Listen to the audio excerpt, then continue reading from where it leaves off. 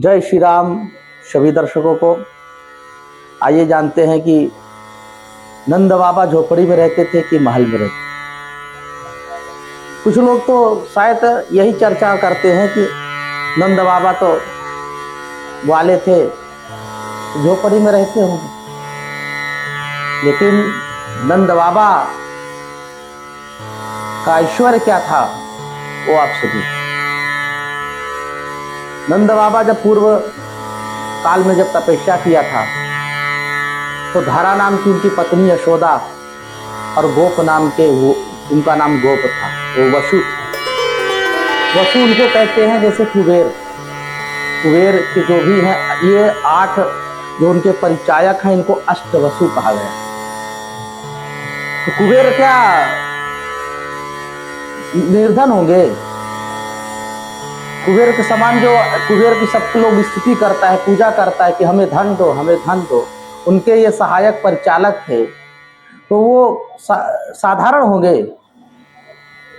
और उनका भगवान नारायण की इन्होंने 10,000 वर्ष कठिन साधना किया था कि चाहे तुम्हें समान सुख, कि आपको सिर्फ पुत्र के रूप में आपको पाना चाहता हूं, आप पुत्र बन करके आइए। भगवान ने कहा आऊंगा, परंतु इसके पहले कश्यप अदिति महातपस्वी, इसके पहले कश्यप मुनि ने पहली तपस्या की थी, उन्होंने भी पुत्र रूप में मान लिया, तो वो देवकी और वसुदेव के रूप में आए।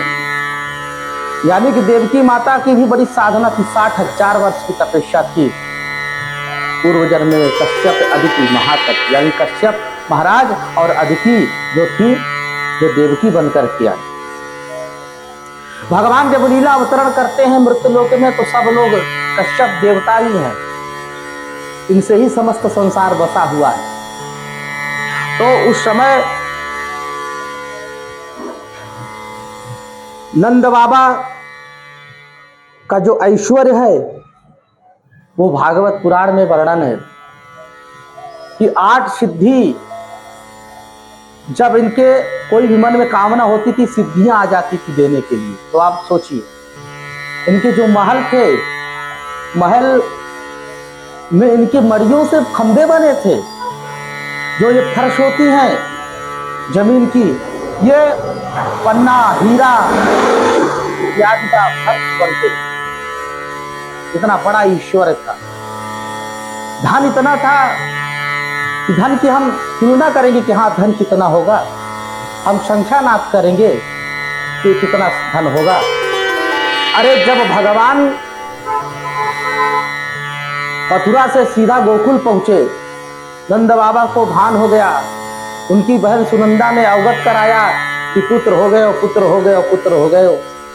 तो उस समय जो नंद बाबा ने दान दिया था उसका तुलना भागवत में लिखा है, उसका तुलना उस धन की जो दान किया था उसकी तुलना भागवत में लिखा है कि 9 अन्न के जो पहाड़ जैसे 9 प्रकार के अन्न दान किया था नंद बाबा ने।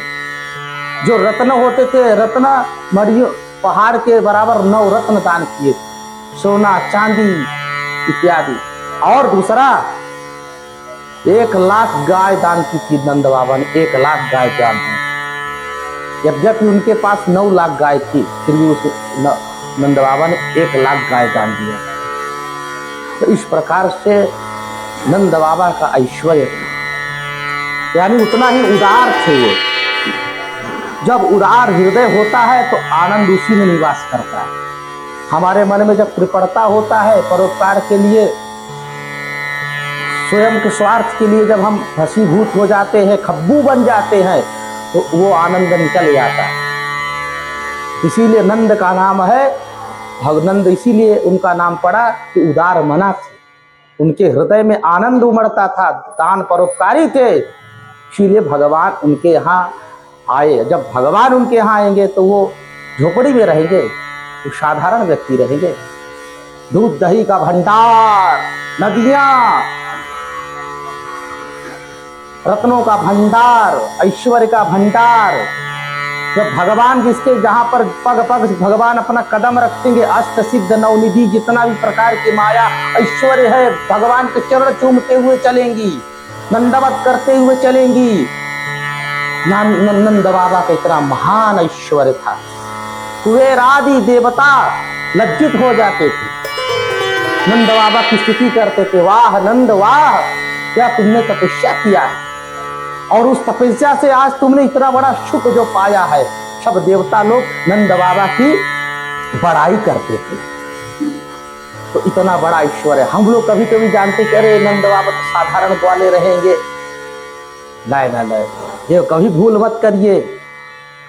और इस प्रकार से नंद जैसे ज्ञानी, नंद जैसे जो है परमात्मा का चिंतन करने वाले भी दूसरे नहीं, इसलिए भगवान वहां पर निवास किया।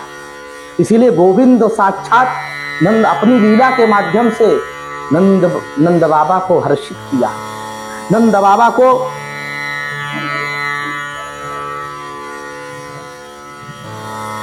नंद बाबा हमेशा भगवान के चरण चिन्ह भगवान के चरण चिन्ह देख करके नंद बाबा सदैव हर्षित रहते थे, गदगद रहते थे। इस प्रकार से नंद बाबा की महिमा का क्या वर्णन किया जाए, हम सब तो साधारण व्यक्ति है। इसी प्रकार से यशोदा की यशोदा जो पूर्व जन्म में धारा नाम की थी, वसु यानी कि ये गोप वसु की पत्नी, जो आज नंद बाबा की पत्नी यशोदा मैया बन के आई। यशोदा मैया का कितना हृदय उदार बड़ार होगा, कितना बड़ा हृदय था उनका, कितना अनुपम ममता थी उनमें।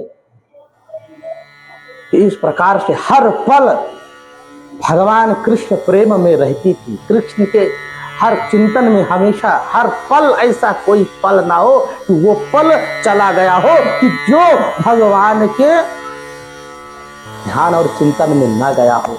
इसीलिए परमात्मा प्राप्त। अगर जब हमारे भी मन में ऐसी कामना होती है, हम भी भगवान किसी प्रकार से भक्ति में डूबते हैं, तब हमें भगवान की प्राप्ति होती है। उसी प्रकार से भगवान हमारे सन्निकट आते हैं, कुछ हमें अनुभूति होती है, इसी प्रकार से हमें भगवान की कृपा रस, उनके चरणों की रस की प्राप्ति होती है।